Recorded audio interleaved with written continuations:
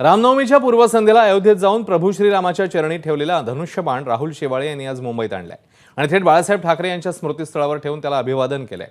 यावेळी हा धनुष्यबाण सगळ्या विरोधकांचा नायनाट करेल असं मत राहुल शेवाळेंनी एबीपी माझाशी बोलताना व्यक्त केलं।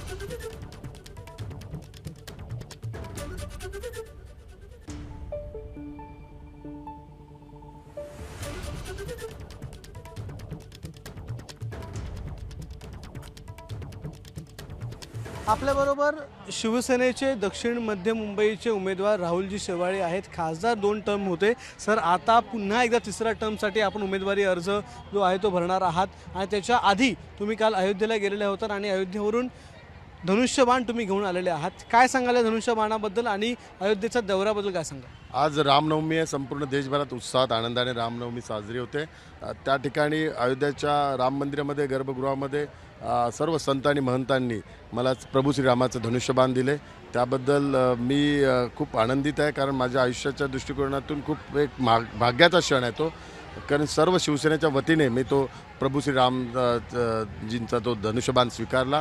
या धनुष्यबाणावरून म्हणजे धनुष्यबाण चिन्ह ज्यावेळी आपल्याला मिळालं, एकनाथ शिंदे यांना मिळालं, त्यावेळी अनेक टीका जी आहे ती उद्धव ठाकरे यांच्या गटाकडून, संजय राऊत यांच्याकडून करण्यात आली होती। मात्र आता हे धनुष्यबाण चिन्ह या निवडणुकीसाठी आपण घेऊन आलेले आहात। निवडणुकीच्या नंतर देखील पुन्हा शिवसेनेकडे चिन्ह राहणार आहे, तर चिन्हावरून काय सांगाल? या चिन्हाचं किती महत्त्व आहे?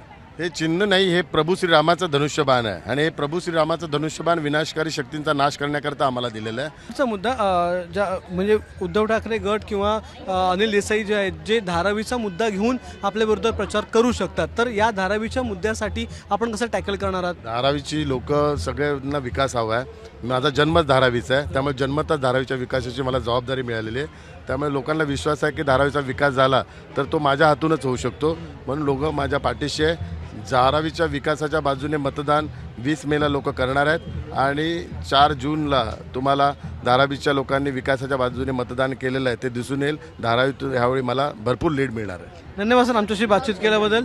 कॅमेरामन विनयसह अक्षय भाटकर, एबीपी माझा, मुंबई। एबीपी माझा, उघडा डोळे बघा नीट।